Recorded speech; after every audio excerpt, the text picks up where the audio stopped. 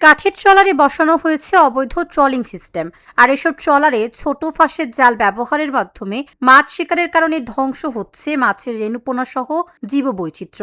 স্থানীয় প্রান্তিক জেলেরা অবৈধ ট্রলিং ট্রলার বন্ধের দাবিতে একাধিকবার মানববন্ধন করলেও বন্ধ করতে পারছে না মৎস্য বিভাগ। গভীর সমুদ্রে মাছ ধরার জন্য ট্রলিং নৌযান সমুদ্র পরিবহন অধিদপ্তরের নকশা অনুযায়ী ও মৎস্য অধিদপ্তরের নিবন্ধন নিয়ে নির্মাণ করা হয়। স্টিল দিয়ে তৈরি এসব ট্রলিং জাহাজ মূলত 40 মিটারের বেশি গভীর পানিতে মাছ শিকার করে। তবে গত 5 বছরে দেশের বিভিন্ন অঞ্চলের কিছু মৎস্য ব্যবসায়ীরা প্রায় 300টি কাঠের ট্রলারে অবৈধভাবে স্থাপন করেছেন ট্রলিং সিস্টেম।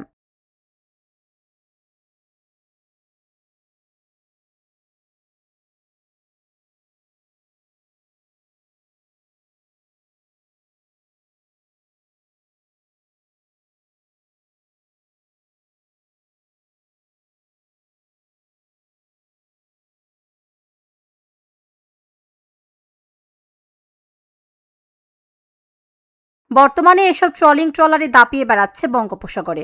ছোট ফাঁসের জাল ব্যবহারের মাধ্যমে মাছ শিকার করছে 6 থেকে 7 মিটার গভীর পানিতে। এতে ধ্বংস হচ্ছে সমুদ্রের জীববৈচিত্র্য সহ বিভিন্ন প্রজাতির মাছের পোনা। এসব ট্রলার বন্ধের দাবিতে একাধিকবার মানববন্ধন সহ নানা কর্মসূচি হয়েছে।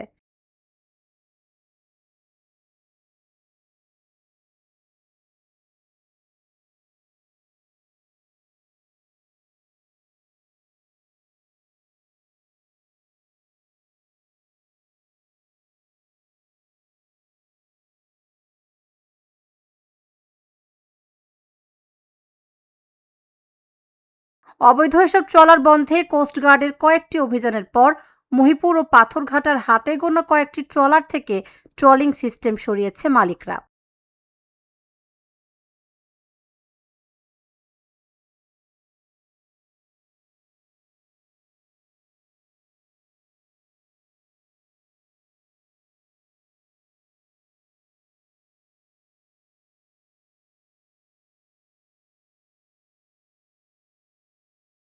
তবে এখনো অনেক কাঠের ট্রলিং ট্রলার সমুদ্রে অবাধে বিচরণ করছে বললেন ব্যবসায়ীরা।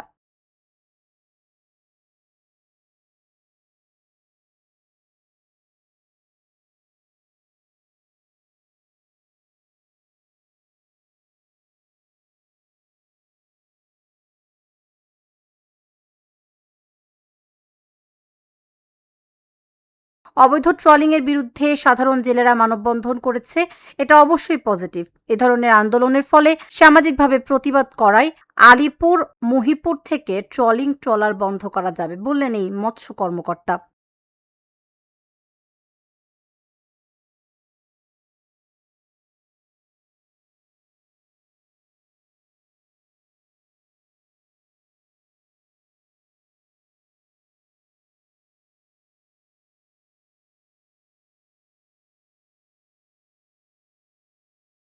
সমুদ্রের জীববৈচিত্র্য রক্ষায় অবৈধ সকল ট্রলিং ট্রলার বন্ধে কার্যকরী পদক্ষেপ নেবে সরকার, এমন প্রত্যাশা প্রান্তিক জেলেদের। Dhaka journal, news desk.